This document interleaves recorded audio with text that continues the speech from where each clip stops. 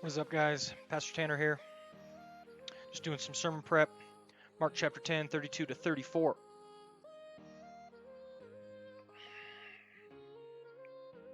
Hope you guys are having a good day so far. Merry Christmas, post-Christmas. Fantastic.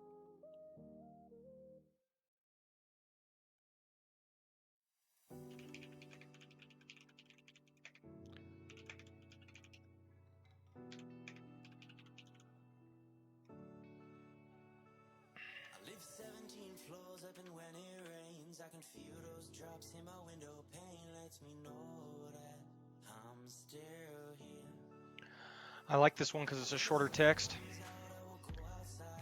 Makes it a little easier to preach on. And this one's the gospel. I don't even know what to title the sermon because Jesus just tells them the gospel. They were on their way to Jerusalem, with Jesus leading the way, and the disciples were astonished, while those who followed were afraid. Again, he took the 12 aside and told them what was going to happen to him. We're going to Jerusalem. The Son of Man will be delivered over to the chief priests and the teachers of the law. They will condemn him to death and will hand him over to the Gentiles, who will mock him and spit on him, flog him, and kill him. 3 days later, he will rise.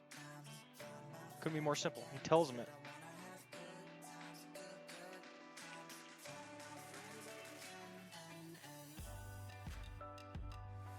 Just gonna double check my audio real quick, guys. I never know if the mix is good in terms of the music I'm listening to and the microphone. So I'm just gonna double check that real quick, guys. Give me half a second.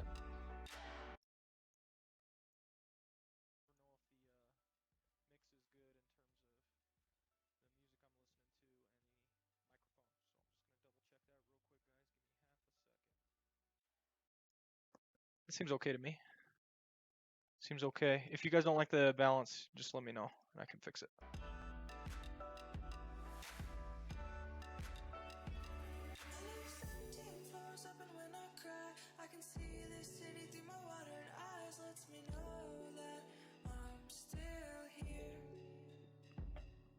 And if there are stream quality issues right now, my library is indexing, but it just finished.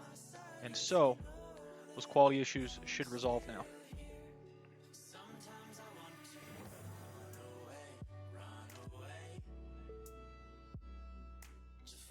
So it's the third time he's told them this. Here's an idea that just came up while I was reading.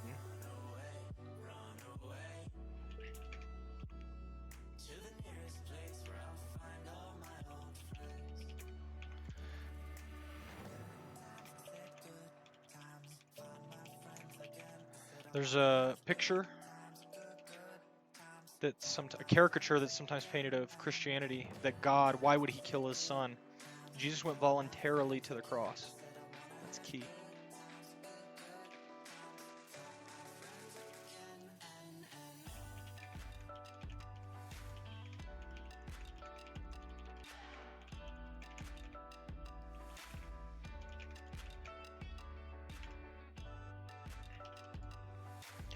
Jesus also has self-awareness.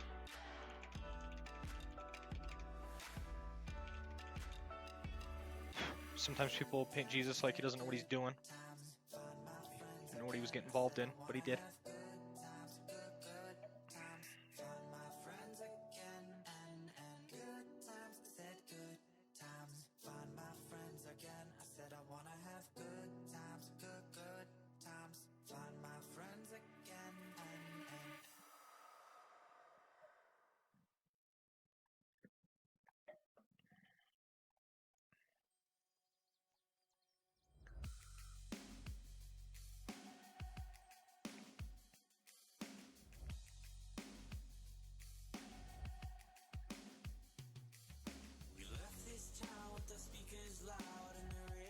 What is this?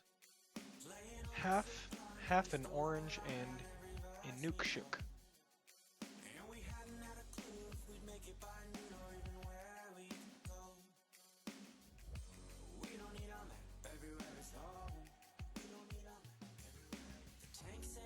Half an orange is their name. Got it. Fill it back up, so we left your truck on the road with Ro. Then we found a motel with a cigarette smell, so we knew we're close. Let's see, to give his life a ransom for many.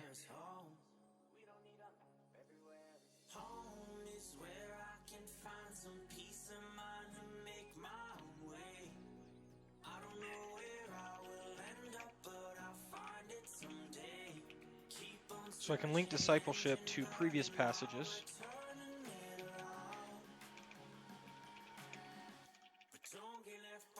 This might be the climax of discipleship, just following Jesus.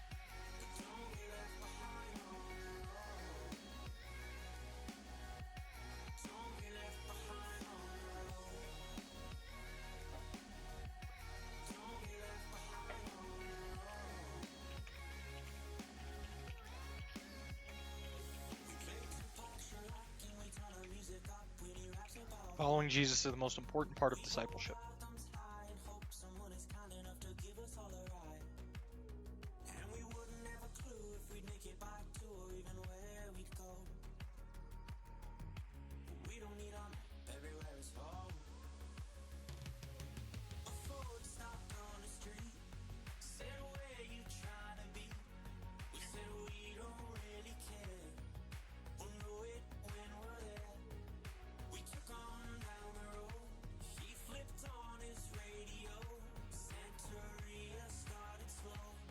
Ooh, I like this idea of following, because he was leading the way. With Jesus leading the way. I like that.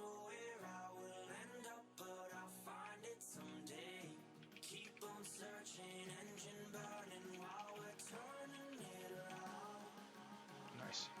With Jesus leading the way.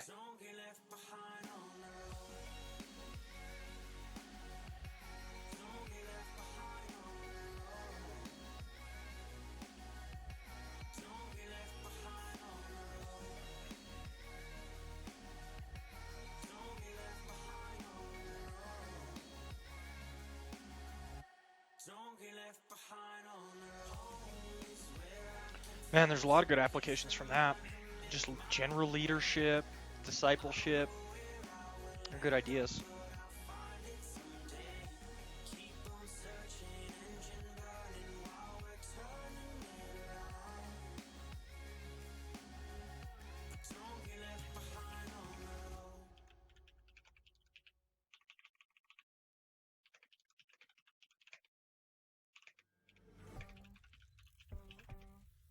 Jesus is the prime example of somebody leading by example.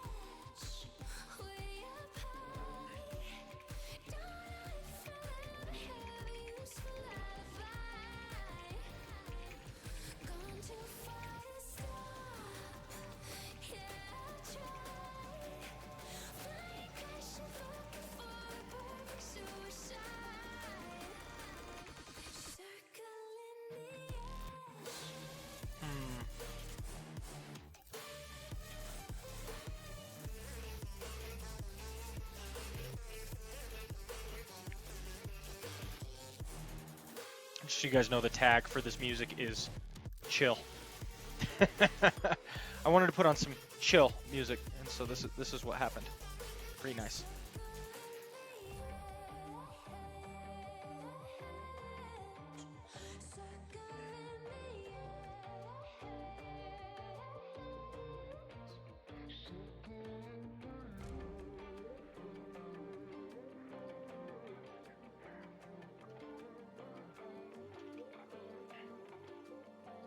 Ooh, this is an interesting.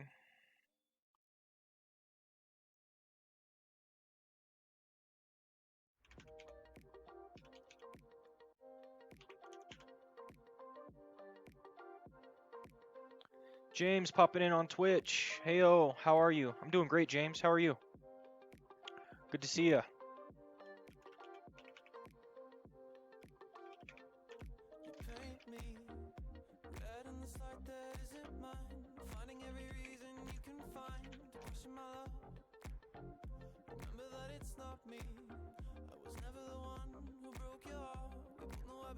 James is neutral. Well, it's better than bad. So now we just need to move from neutral to good. We'll get there.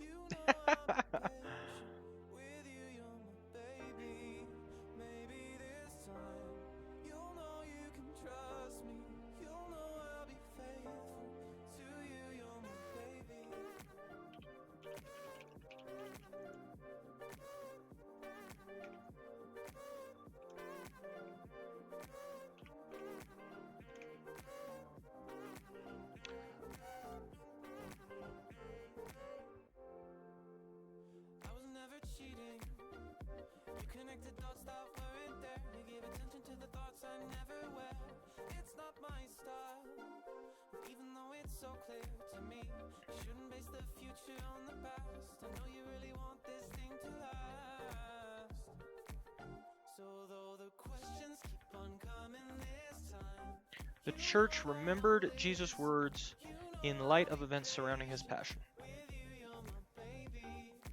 Interesting.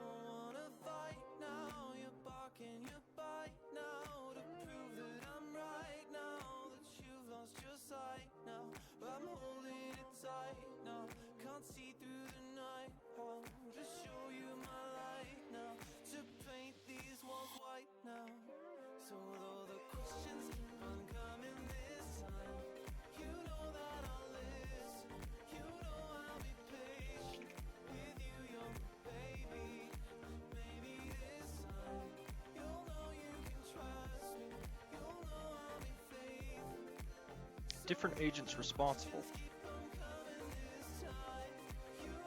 That's interesting. The whole Sanhedrin, Gentiles,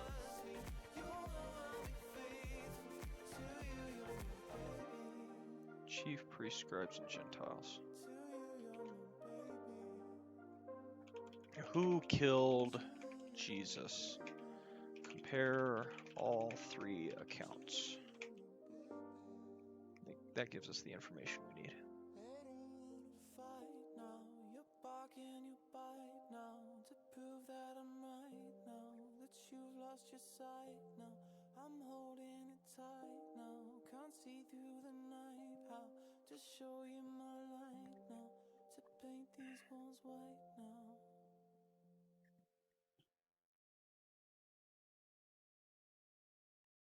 Differences argue for their originality and faithful preservation. handed over by the Sanhedrin, killed by the Gentiles. This makes 1539 all the more remarkable.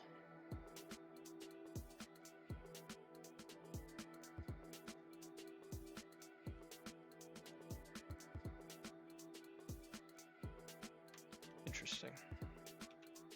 Okay. That's good info on that one. Let's look up our textual variants.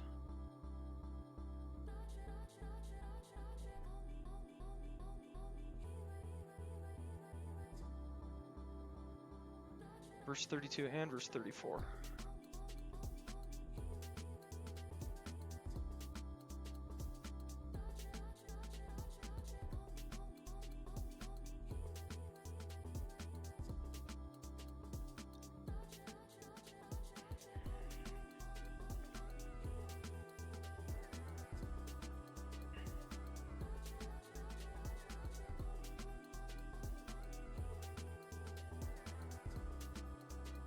These followers were probably afraid because they had just heard from Jesus how difficult it is to enter the kingdom of God and how those who follow him must be willing to forsake all. I see.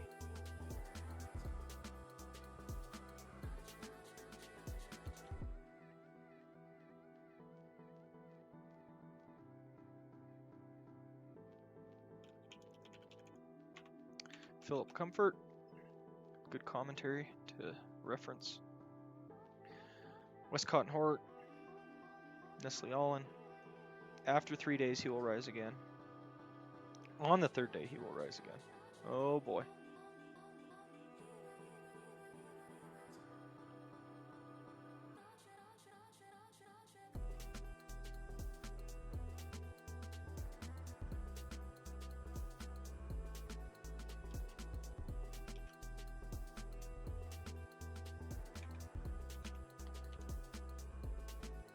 After 3 days, he will rise again, instead of on the third day. I don't need to bring this one up. It's good to know, though.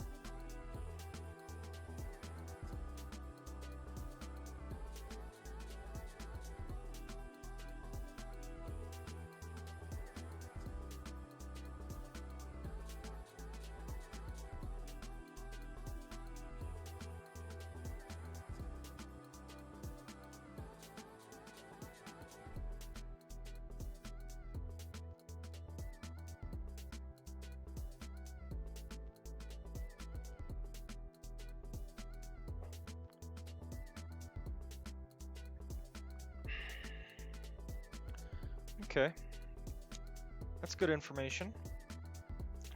Let's try another commentary. This is why short passages are nice, because you can get through a lot of the exegesis pretty quickly.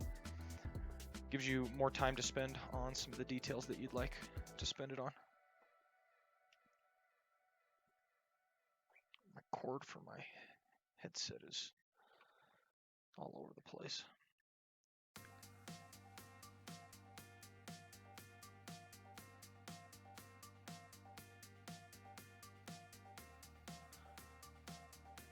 Because of the greater detail, some have thought it comes from the hand of Mark. I don't care what unbelievers think about the Bible. How about that? I mean, I care a little bit, but man, a lot of these commentators have to spend so much effort trying to defend themselves against people who don't believe anything about the Bible. It's like, why even try?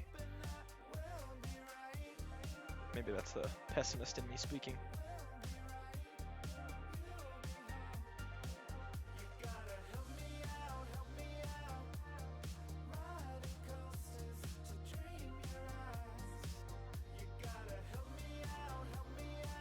So this is all him defending the historicity of it.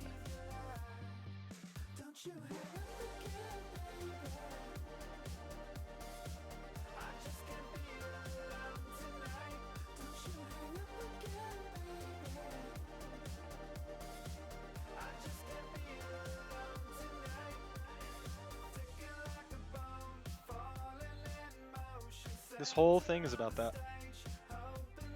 What about the actual exegesis? With the specific mention of Jesus and the disciples proceeding toward Jerusalem, and the clearest mention so far as to what will occur there, passion begins at this point. See, that's helpful.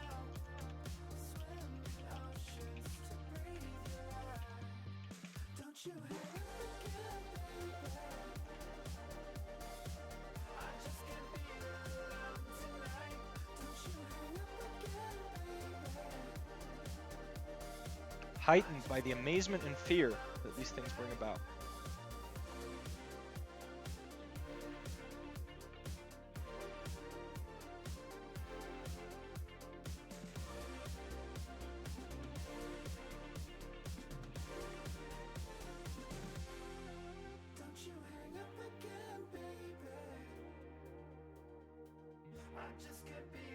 Give me one sec, guys.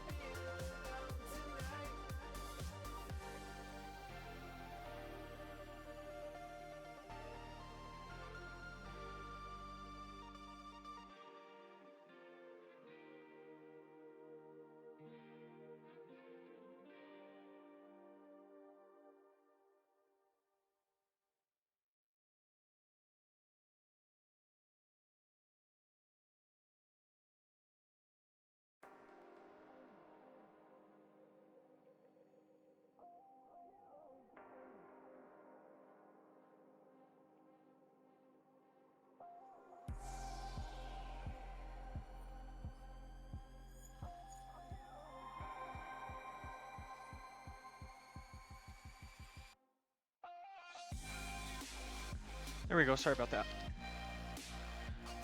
Gotta get this little floor heater going because it's chilly in my office.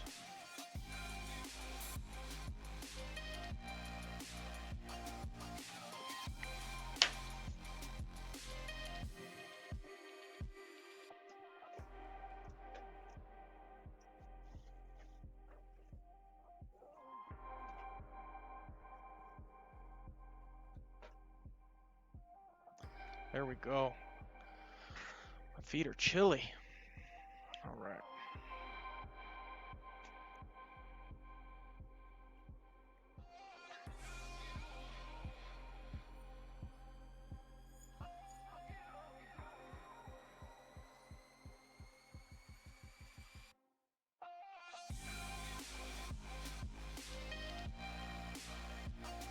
Yeah, the different groups doesn't interest me. Does it? Would it really be helpful if this is many different groups?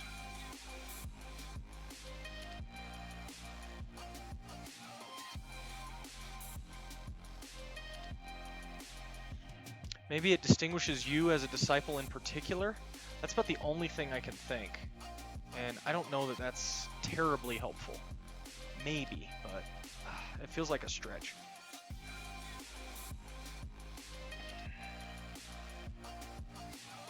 I'll put it for now.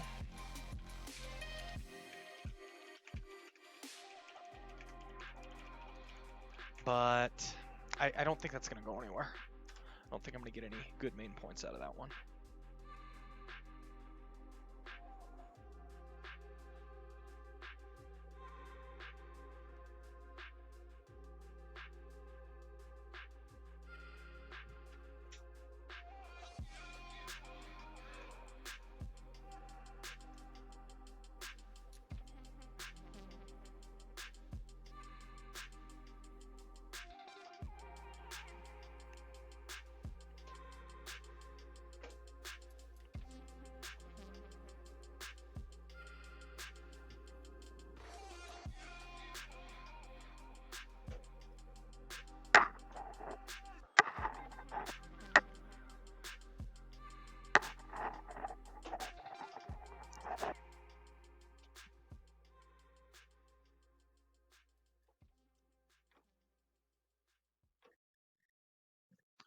I can't get this heater working.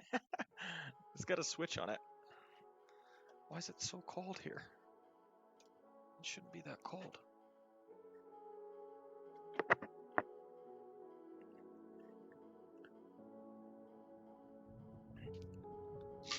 I'll get this working. It's the last thing I do.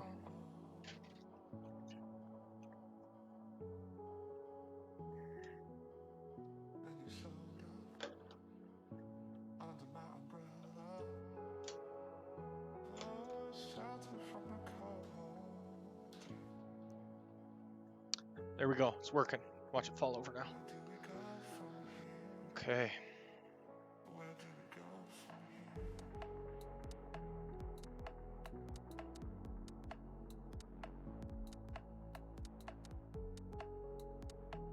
James asks, so what's your sermon about?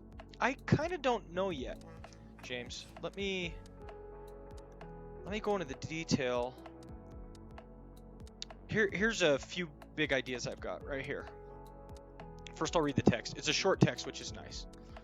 Jesus predicts his death a third time.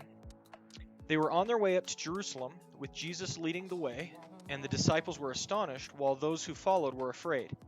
Again, he took the 12 aside and told them what was going to happen to him. We are going up to Jerusalem, he said. The Son of Man will be delivered over to the chief priests and the teachers of the law. They will condemn him to death, and they will hand him over to the Gentiles, who will mock him and spit on him, flog him, and kill him. 3 days later, he will rise. So Jesus is predicting his death. Here's 5 important points that are going to make it into the sermon. First, Jesus went voluntarily to the cross. He goes to the cross voluntarily. Oftentimes there's a caricature put forward of Jesus unwillingly taking the Father's punishment upon him. And that's not the case. He clearly knows what's going to happen, and he chooses voluntarily to go to the cross anyway.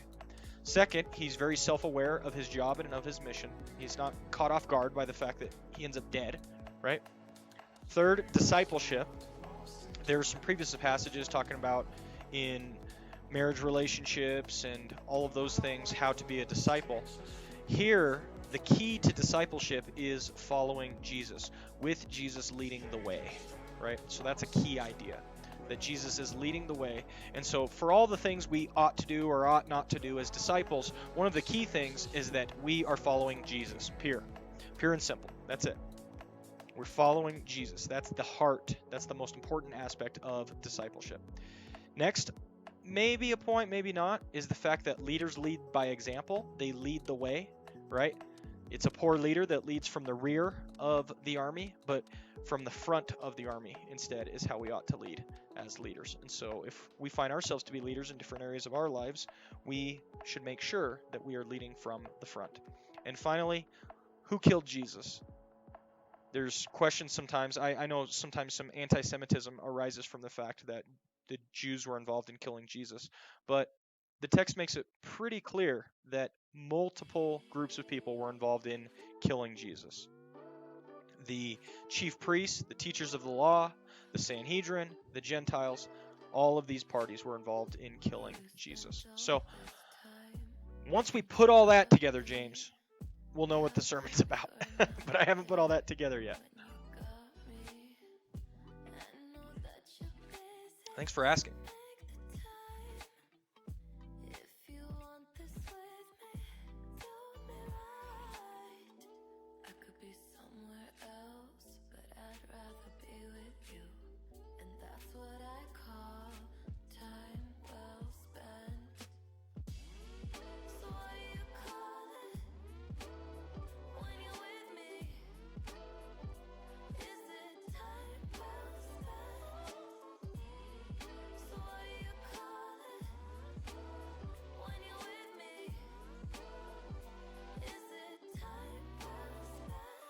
There might be something here. Let's think.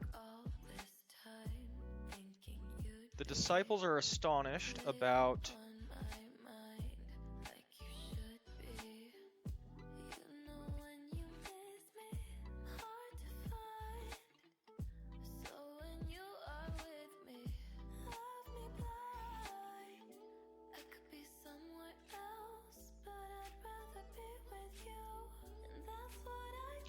It is best to see Mark as describing two distinct groups in this verse, those following Jesus, who are afraid, and the 12 who are going up to Jerusalem behind Jesus and are amazed. They're two different groups. That's relevant.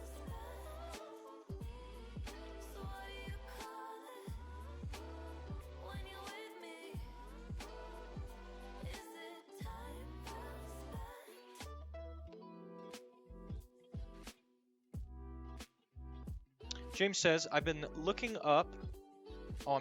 amazed by all the strangeness in the world. I've been looking up interesting facts, people, etc. And the numbers, as well as the uniqueness, is amazing. Ah, that's very interesting, James. Yeah, we like to paint a picture of the fact that people are all the same and, that type of stuff, but it's really not true. It's really not the case. There are a lot of differences amongst people, and the things that we think of as normal are not as normal sometimes as we might think. So, yeah. No, that's interesting. I remember I used to read like the Big Book of Guinness Book of World Records and stuff, and it was always interesting to see the different weird records that were held. It's just funny the things that certain people will spend their time, energy, life on,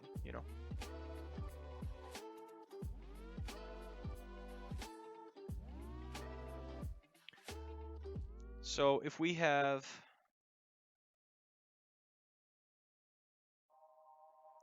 the followers of Jesus are afraid, the 12 are amazed.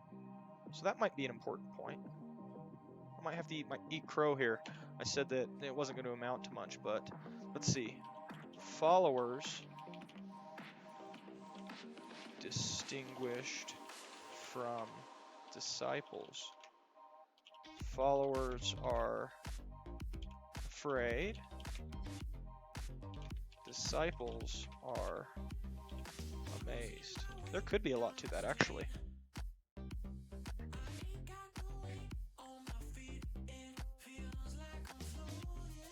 Those following Jesus are afraid. The 12 are amazed.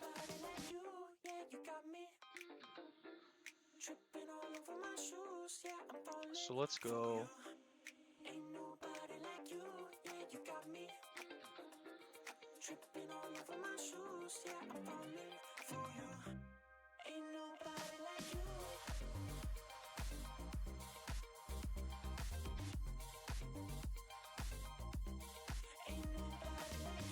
Negative, okay, the people are fearful and afraid.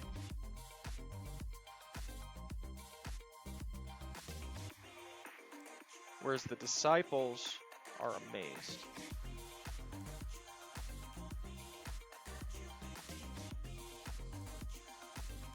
That could be an application. Fear for those lacking faith.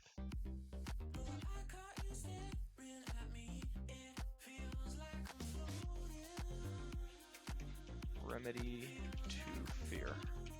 Okay, that's a point. Don't know where it'll end up, but it is a point.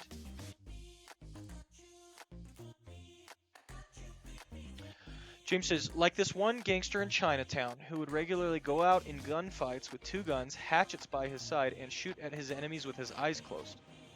That sounds pretty wild. I don't think I would do that. I think that's the perfect time to have your eyes open. That's funny.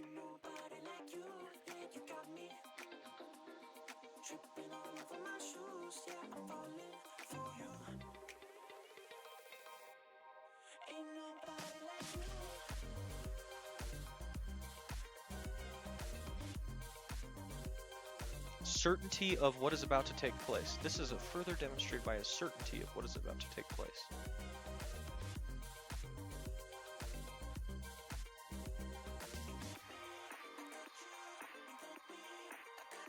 Yeah, this is the point I was going to make.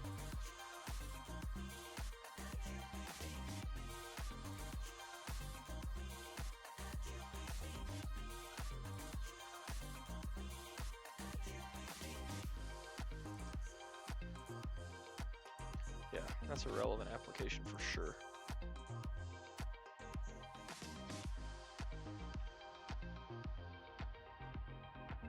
Okay, the last two verses.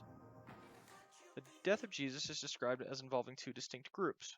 One is the Jewish leadership, not the Jewish people, who are in reality a hindrance to the plans of the Jewish leadership. These leaders will condemn Jesus and deliver him over. The other is the Gentiles.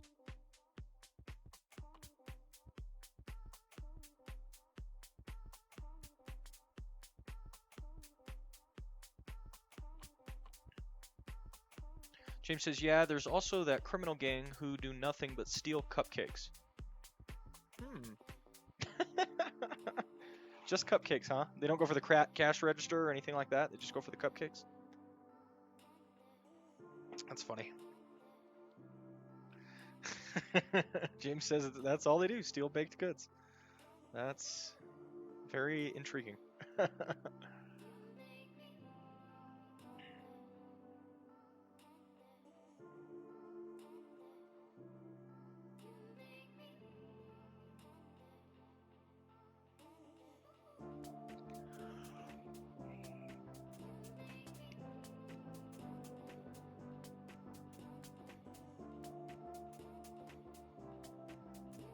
Ooh, I like this. The concluding 4 words in the Passion prediction are essentially identical in all 3 passages. After 3 days, he will rise again. I can emphasize that. That's going to be my conclusion.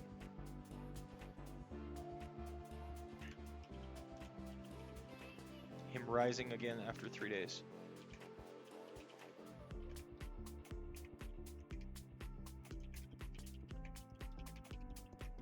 That'll preach. Nice. In each instance in Matthew and Luke, he omits the temporal designation.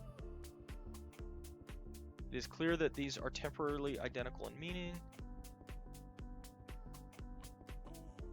Oh, they're just talking about the textual variant at that point. Yeah, that's fine. Summary.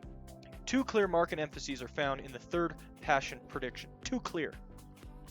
1 is that the death of Jesus is to be understood as part of the sovereign plan of God, who rules over history. Boom. Got to make sure we get that.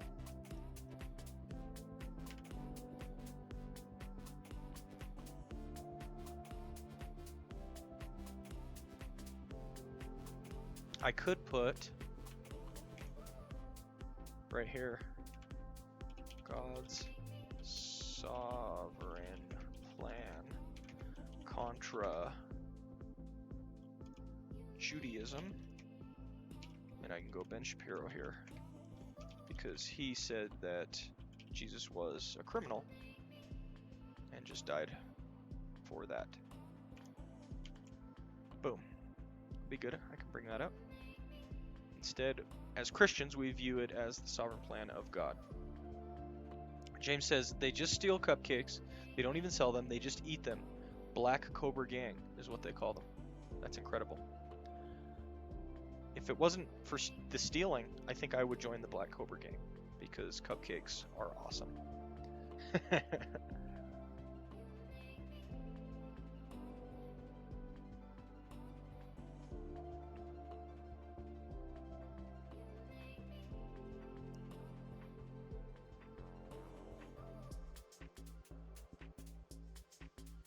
Our passage also has a strong Christological emphasis.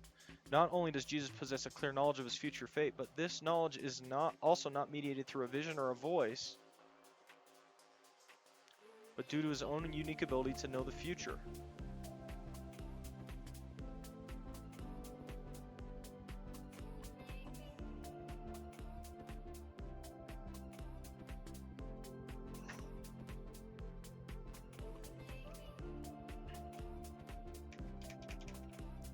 The amazement of Jesus' disciples emphasizes the Son's obedience and commitment to the Father's will and contrasts with the fear of his followers. Let's get all this gray out of here because I don't like it. No background. Oh, I don't have it highlighted. There we go. No background. Nice. Okay, BECNT done.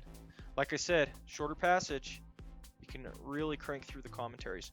We've got some good ideas thus far. Let's try to see if we can't piece these together in a coherent fashion.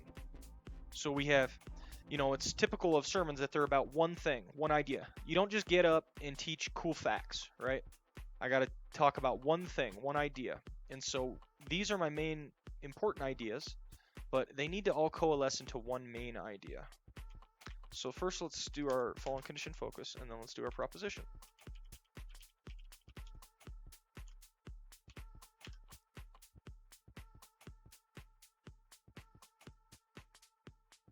So the fallen condition focus is something to the effect of,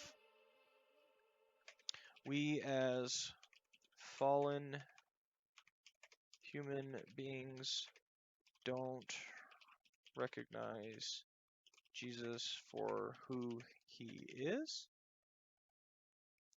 Also, we as fallen human beings don't often understand God's plan. That's an interesting one about God's plan. You got that style everybody likes. We'll light it up, take a look at the sky. 'Cause we're feeling the vibe, feeling the vibe, feeling the vibe. Under these midnight lights. So what you say? Saw them other guys that were posted up in your way. They was coming at you, really up in a rave. Hey, baby girl, look out to space. In special moments, I'm saving them for the day. Let me take your hand, baby girl, you never know though. In the night, moving around and taking photos. And I got a whip, baby, it ain't no metro. And we sounded like a combo. They were on their way to Jerusalem. Well, see here, there's a difference between disciples, and the fear is an aspect too. So our natural response to God's plan is sometimes fear when it ought to be awe. Because you have the difference between the two groups.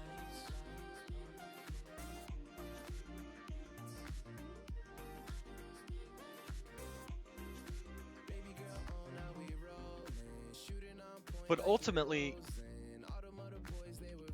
Mark wants us to know that Jesus knew exactly what he was doing. Those are all relevant applications.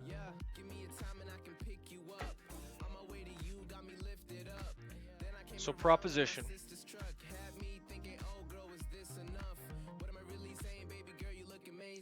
Because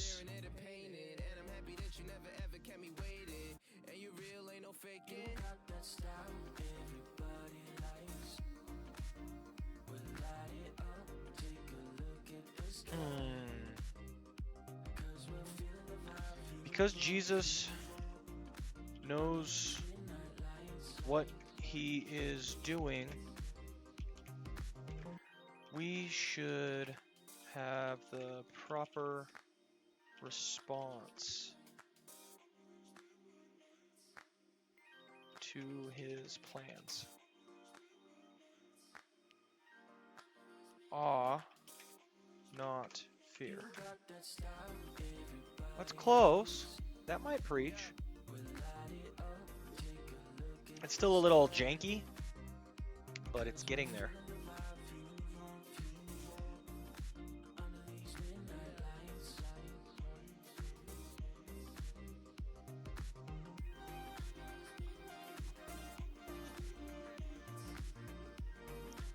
Midnight, under these midnight lights.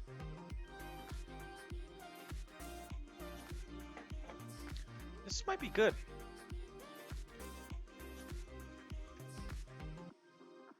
Let's go here now. And let's throw out the proposition, the potential proposition. Doesn't mean it's there yet.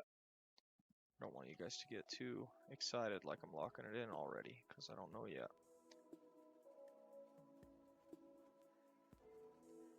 This should have a colon. There we go. Or a semicolon, something like that. Okay, so now this is... So I thought this was going to be about the gospel, but it might just be... It might be about trusting Jesus? Maybe that?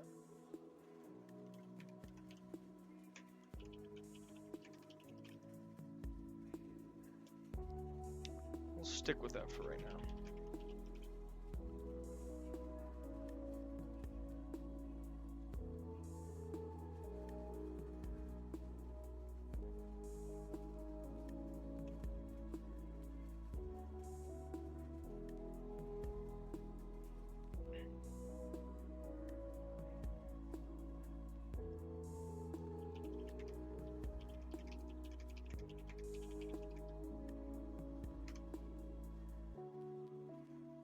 I will have to prove this at some point.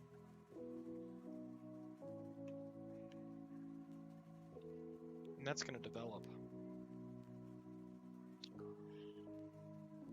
Ideas are developing. We don't know everything yet, but we are learning some things. Some things are knowing.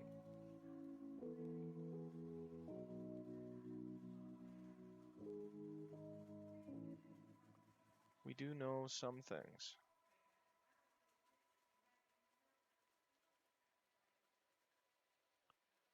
Okay.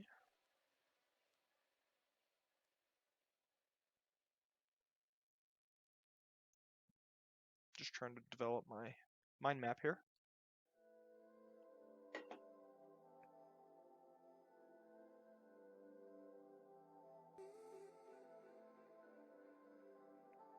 Dropping frames? Why would that be the case? That's discouraging. I'm not a big fan of dropping frames.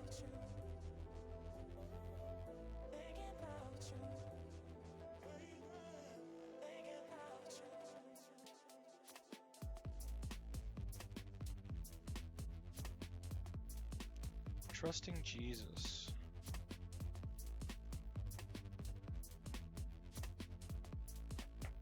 Is that where I want to go with it?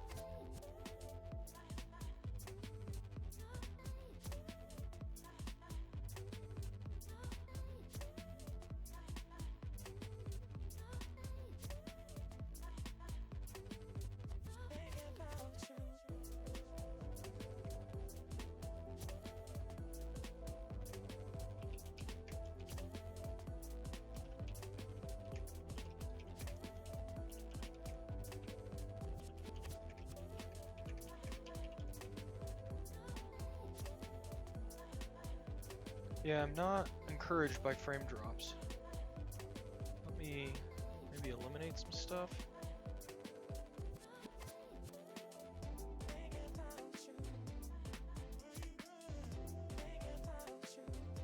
Hopefully that helps a little bit. I'm not sure. I'm not sure what else to do, to be honest.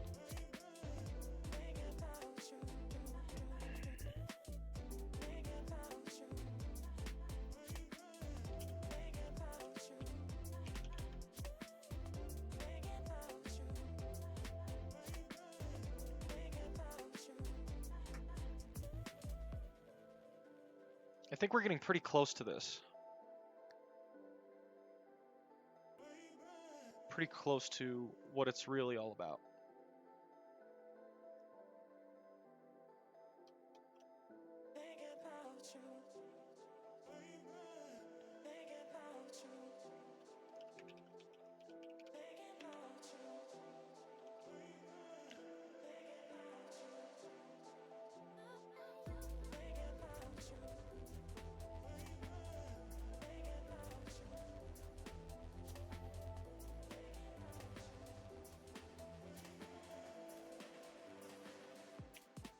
Yeah.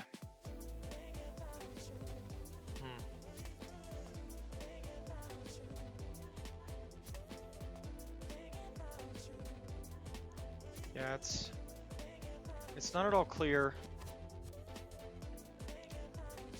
whether this passage is about trusting Jesus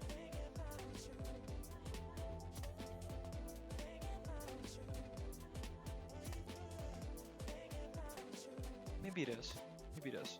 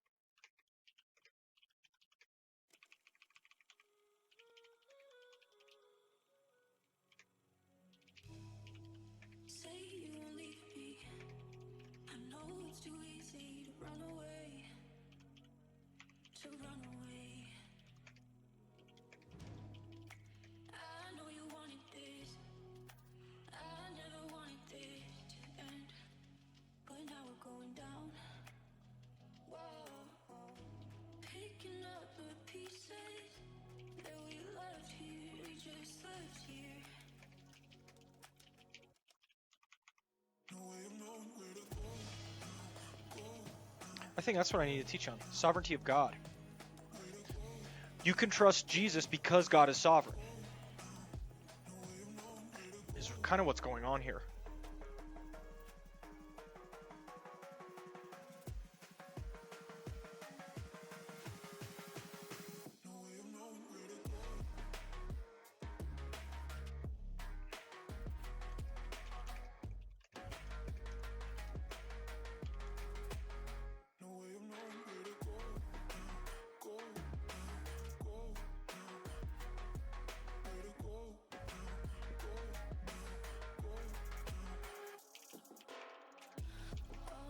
Man, I don't know why I'm dropping frames. This is not fun. It's gotta be the connection here. What's my bitrate at? Am I trying to push 3,000 bits again? Yeah. I'm gonna drop these to 2,000 bits, guys. Stop losing frames. I apologize for that.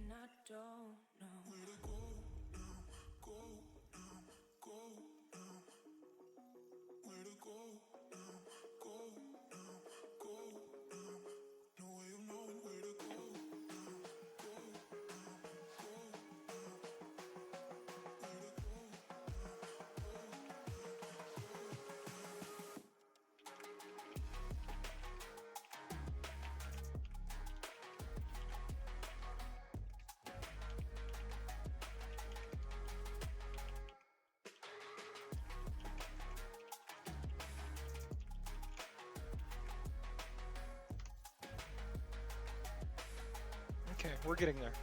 We are getting there. So to answer your question, James, my sermon is about trusting Jesus. And you can trust Jesus because he is sovereign.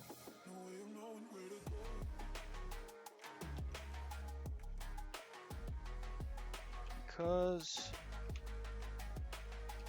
God is sovereign,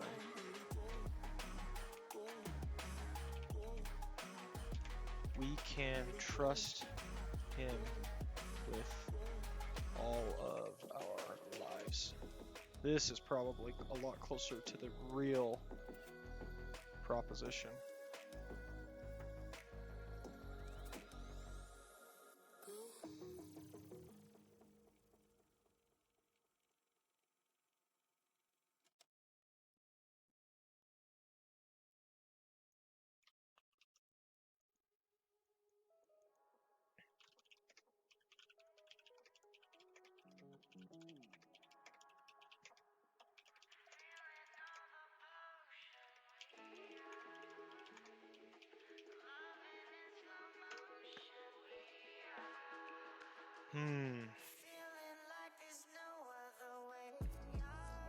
I'll be right back, guys.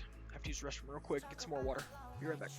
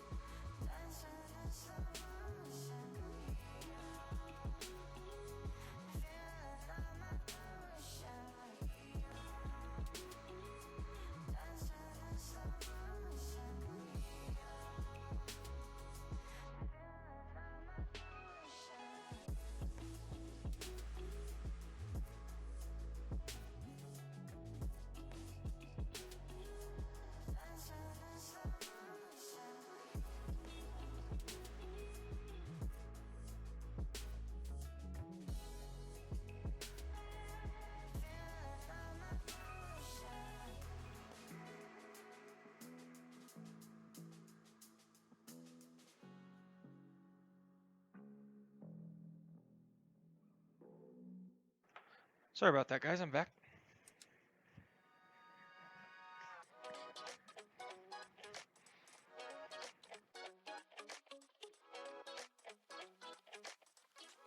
Man, there's so many truths in this text. I don't know which ones to focus in on.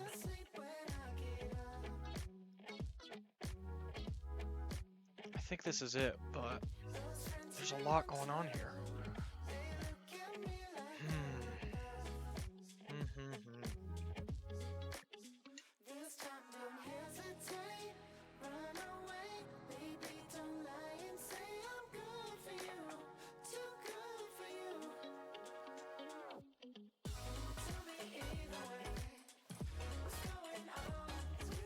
Oh, Facebook shut me down again because I'm playing music, even though it's licensed.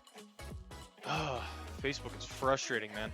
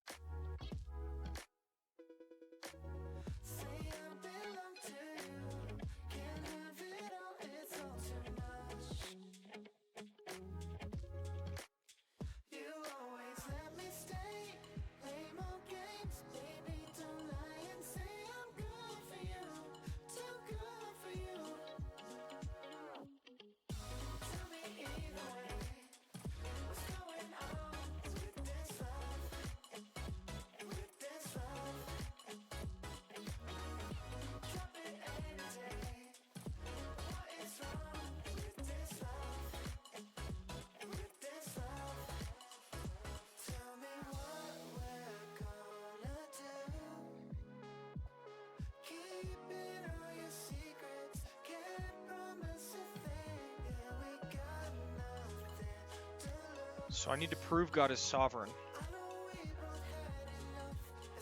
So here's how these traditionally go. I can either prove God is sovereign in short,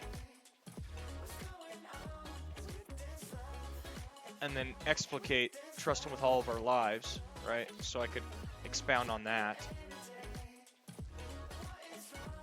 Trust Him when we're afraid. Trust Him when we're in awe. Trust Him when His plans don't make sense. Something like that, right? So we need to work through this. Come back to here. Here's the proposition we want to go with. This is if we're going deductive. We can go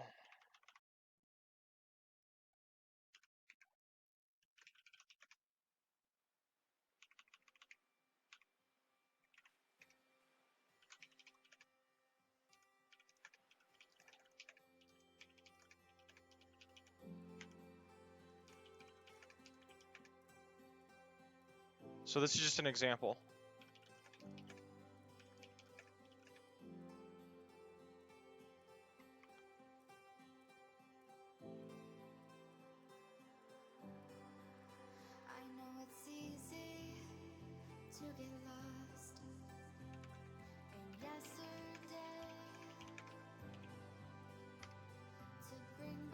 Not trust, turn the fear to awe.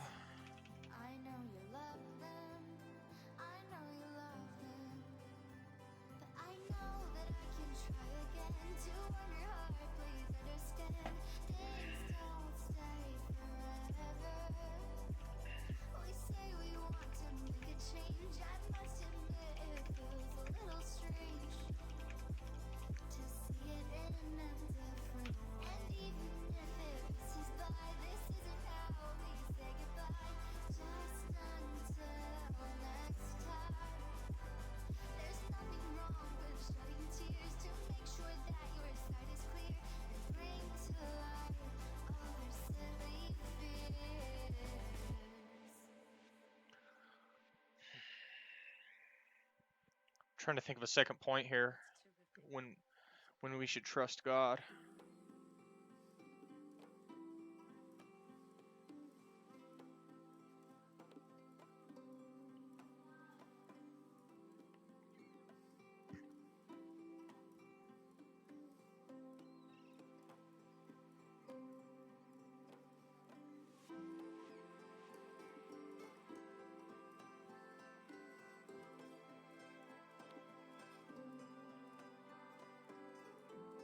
Maybe trust him.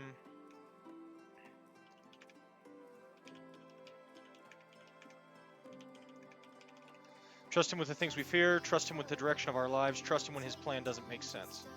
So we can do that, right? Because God is sovereign, we can trust him with all of our lives. In this case, if I do this, I'm going to have to prove God is sovereign in the intro, or right around there. I'm just going to have to prove it. The other option is also deductive, but it's a different version of it.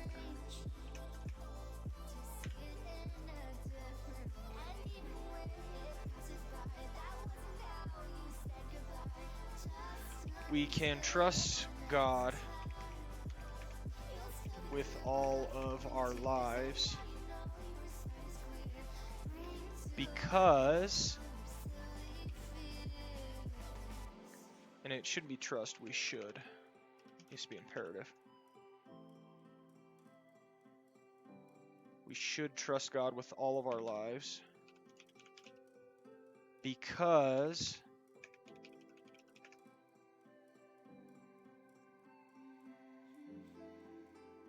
he is sovereign.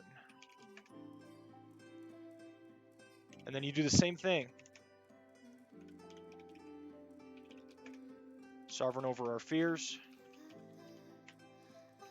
Sovereign over our direction.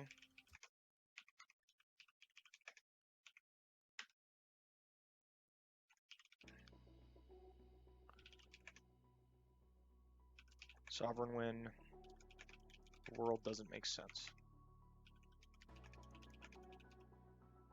Something like this. Both of these work. And these are just the two deductive versions. I could make them inductive as well.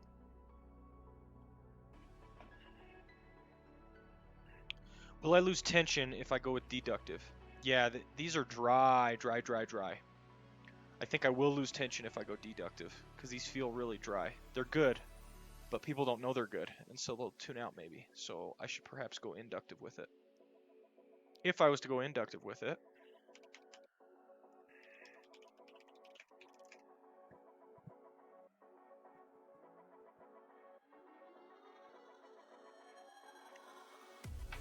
it needs to be something like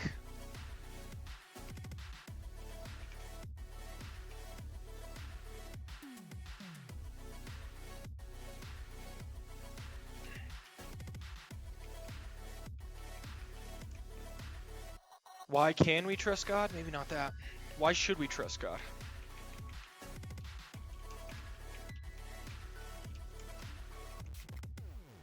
Something like that.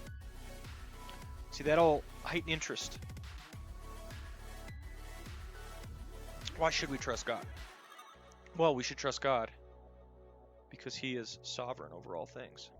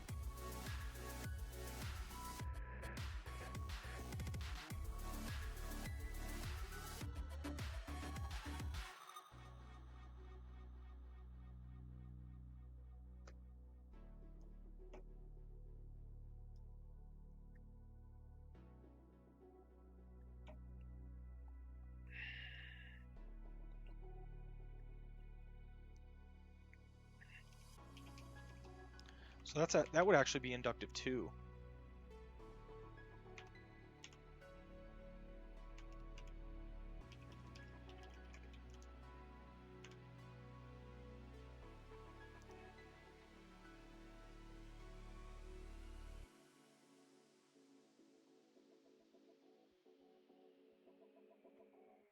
I think this is it right here.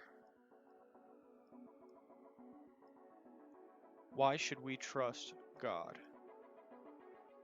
Why should we trust God?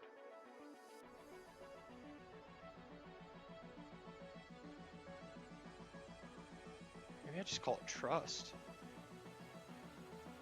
Or I could say, why should we trust Jesus? No, why should we trust God? And I'll just call it trusting God.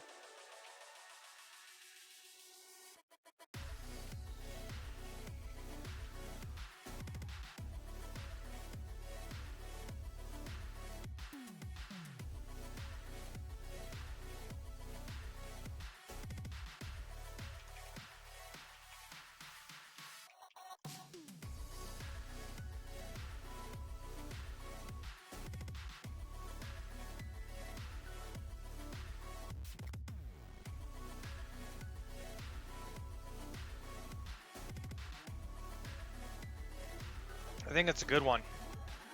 And my intro could be, I could talk about wars, disease, blah, blah, blah, blah, blah, all the bad things.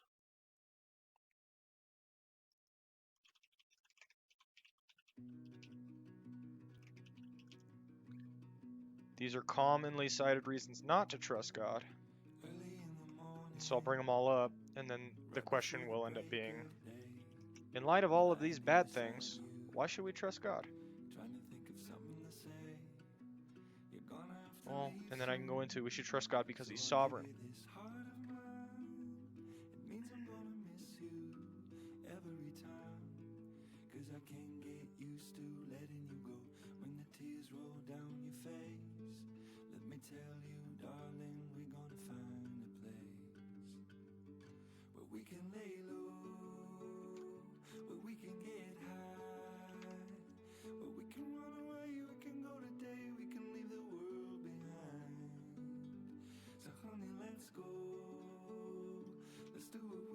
In light of wars, disease, poverty, blah, blah, blah. Why should we trust God? Well, we should trust God because He's sovereign.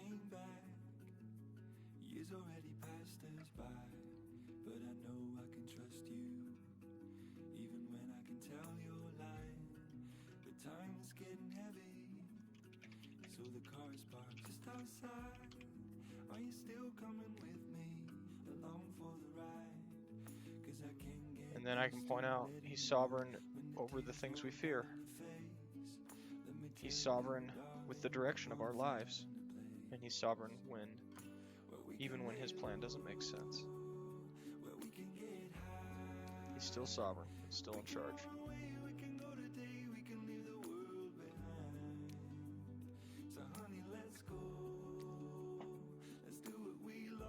I think that's the answer, guys. I think we're nailing it.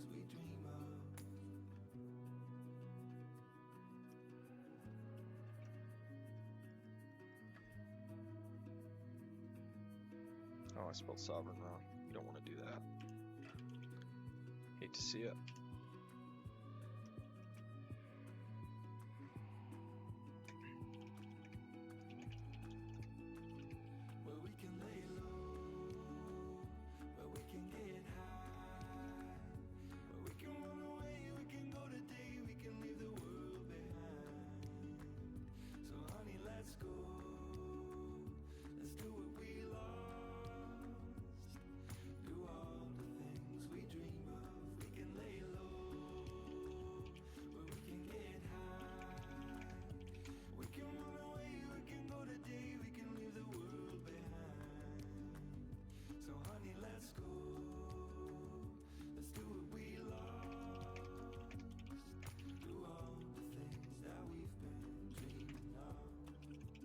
I think that's it. Boom. 3 main points. Boom, boom, boom. I can make this one by reference to other texts. Actually, I can make it by referencing this text. Jesus clearly knows what's going to happen. That's not a coincidence. And He just leans into it, right? He just keeps crushing, knowing what's going to happen.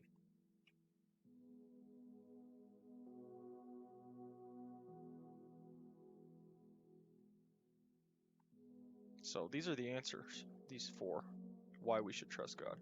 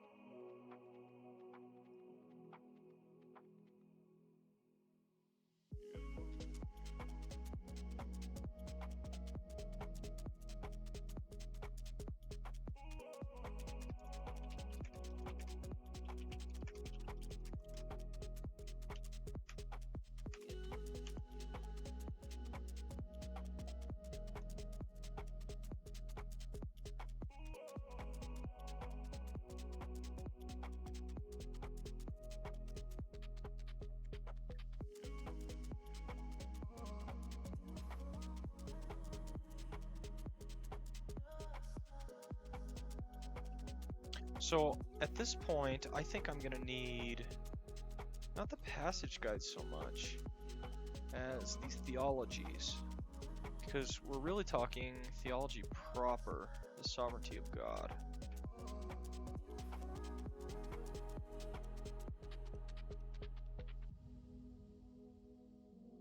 And it's at this point that I don't need to do this text specifically, but I need the ideas. So I'm going to use the theology guide. Lexham Survey of Theology. Right here. And I'm going to search for sovereignty in it.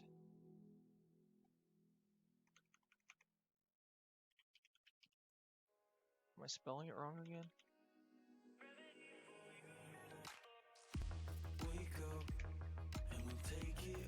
Oh no, I just need to search God's sovereignty over creation.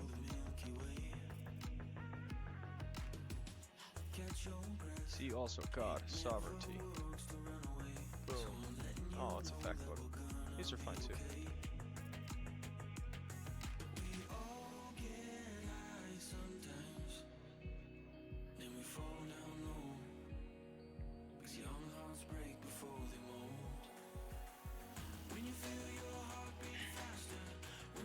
And I need to look into resources on trusting.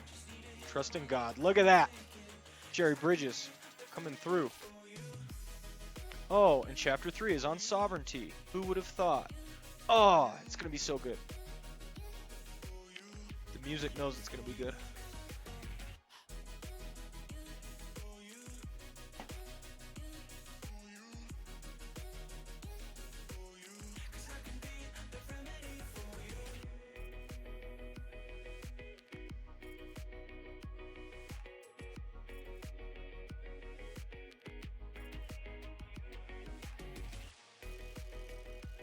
Oh, these are going to be great.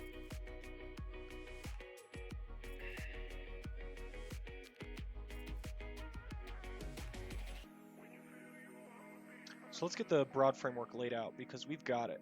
It's here.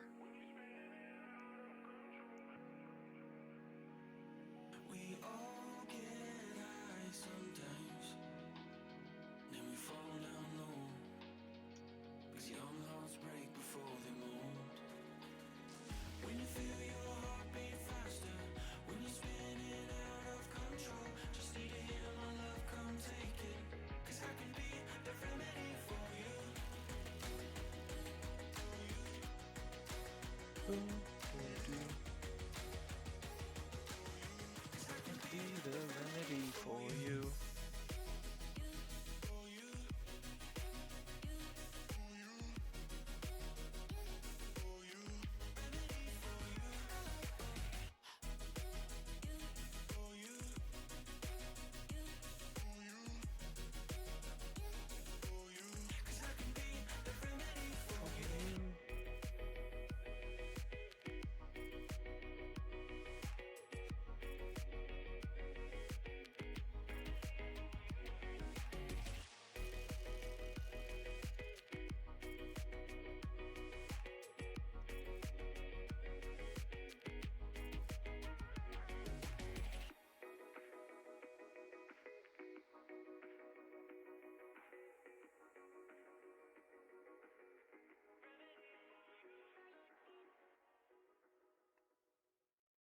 Those ideas kind of go together.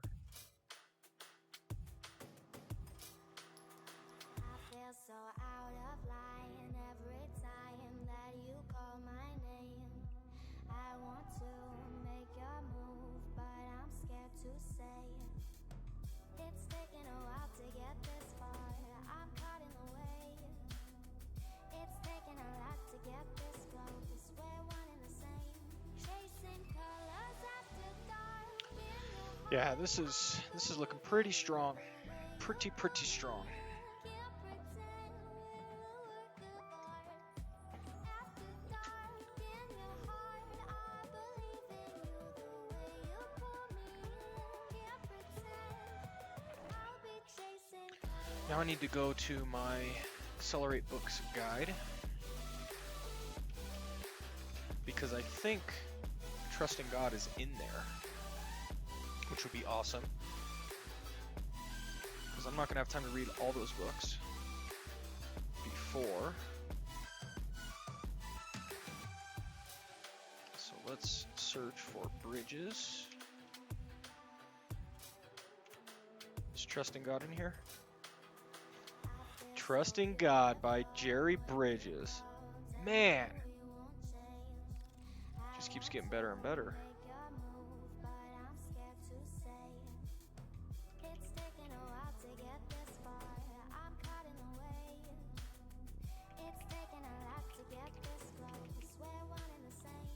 Chasing colors after dark in your heart. I believe in you the way you pull me in. Can't pretend we'll work apart. Bridges, Trusting God.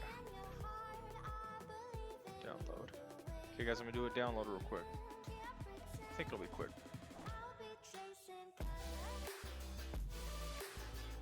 Boom. Trusting God by Jerry Bridges. So this is a summary. And this will help me really boil some of these ideas down. Which is exactly what I need right now. So I'm gonna put this over here. Oh, that's behind me. I'm gonna put it over here. And then I'm gonna figure out where in here these ideas can go. Adversity is a frequent visitor.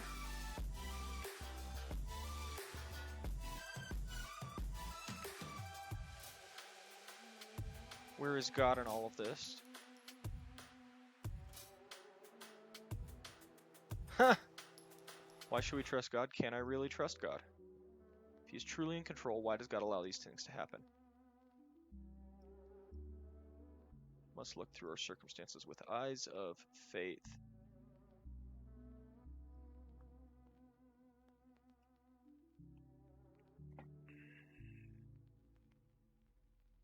doesn't ordain any circumstance that's not good.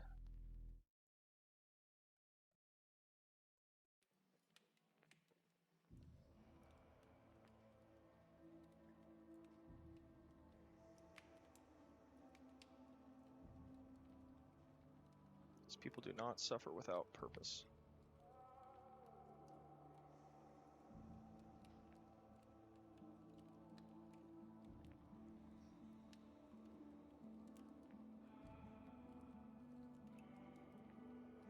Even if we don't understand. See, that's perfect, because here's my third point. Even when it doesn't make sense. I'm really developing these essential ideas. God is in control.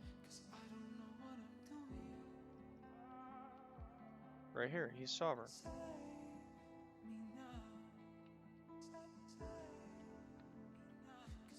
Sanctification doesn't occur without adversity.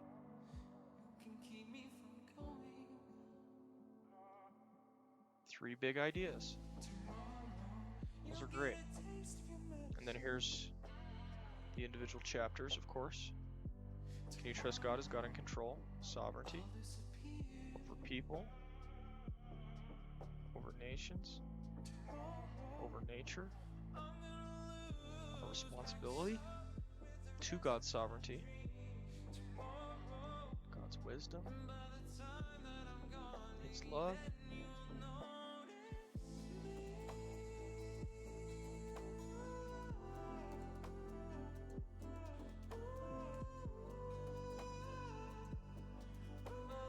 This is a great one.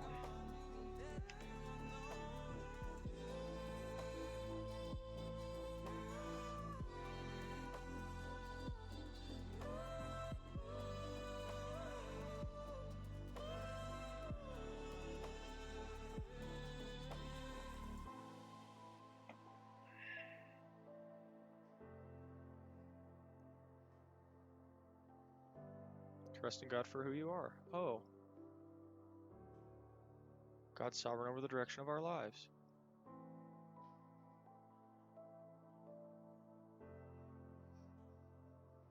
Growing through adversity. Choosing to trust God.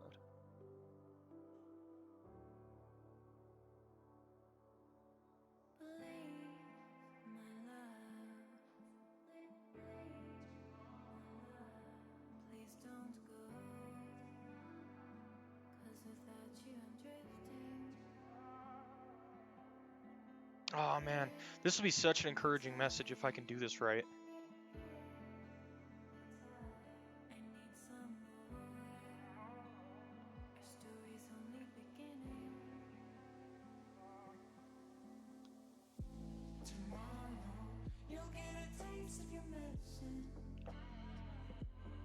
I'm gonna real quick write my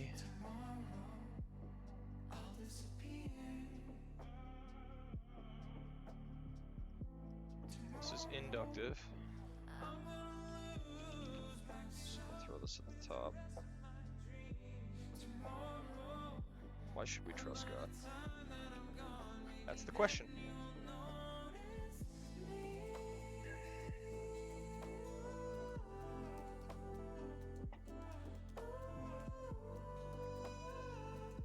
So that's the question. I'm gonna write my midweek email too.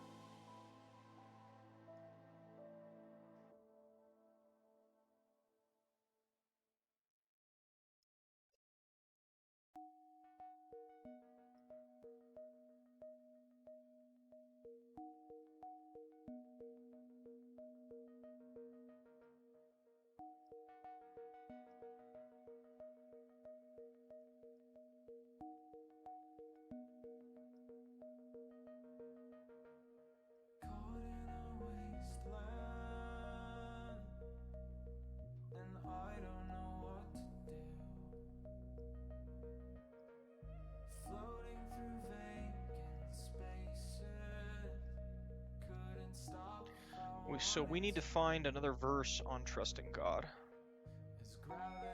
So we could probably find that in here.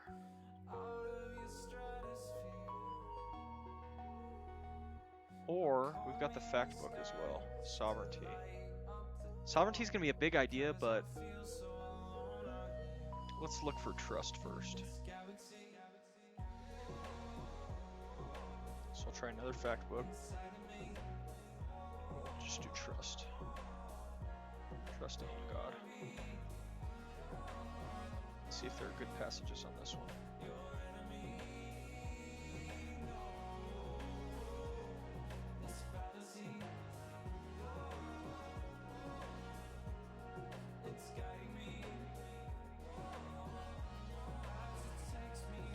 Man, why does it just report out Deuterocanonicals?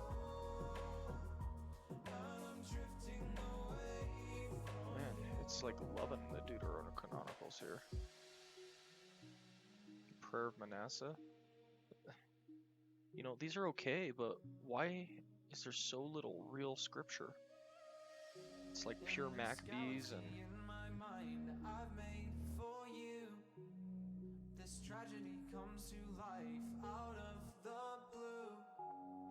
And I don't know why, but I feel most alive when I'm searching for these signs of life, in the hopes that they'll lead to you. There's a fantasy in my mind I've made for you. The agony comes to life in waves of blue. And I don't know why, but I'm drifting away from you. Oh, I'm drifting away from this galaxy inside of me. Don't wanna be your enemy. No, this fallacy,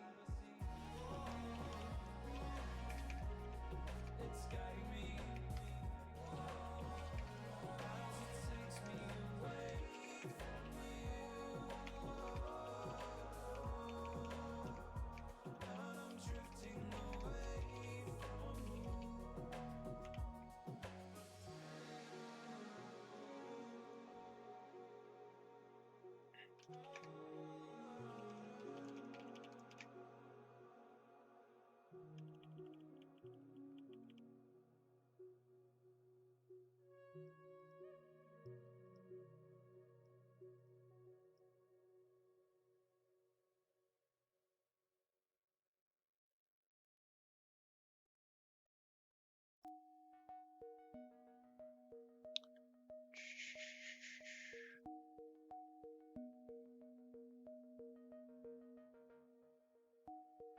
Just want to let you guys know I'm probably going to have to go here in about 10 to 15 minutes.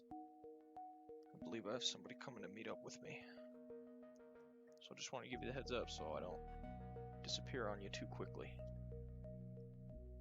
But I think this one's really shaping up. It's going to be about trusting in God, which I think is essential, especially so many people nowadays really struggle with that.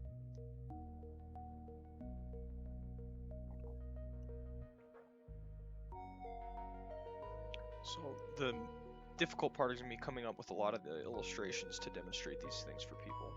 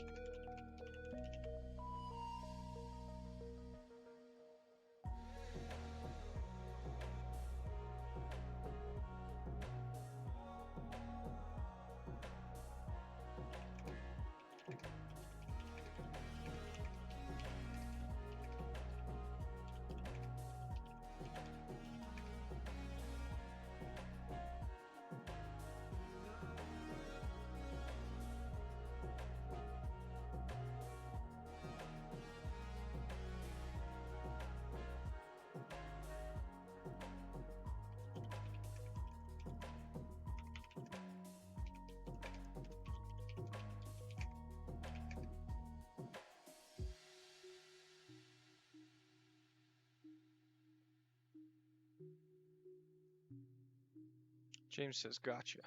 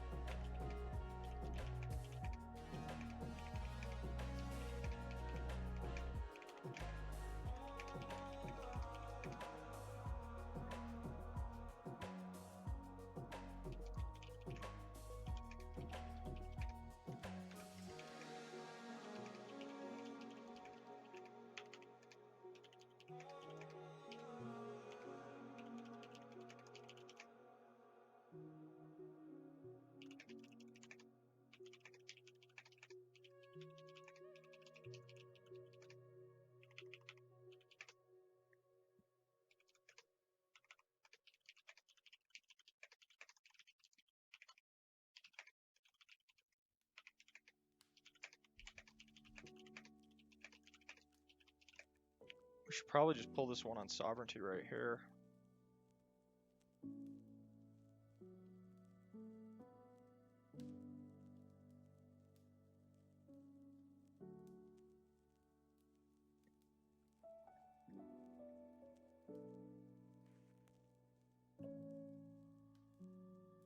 Psalm 29:10, I think, is.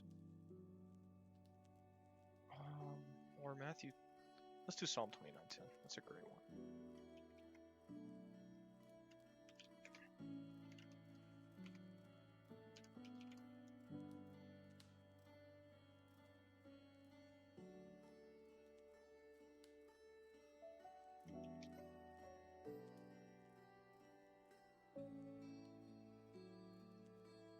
There we go.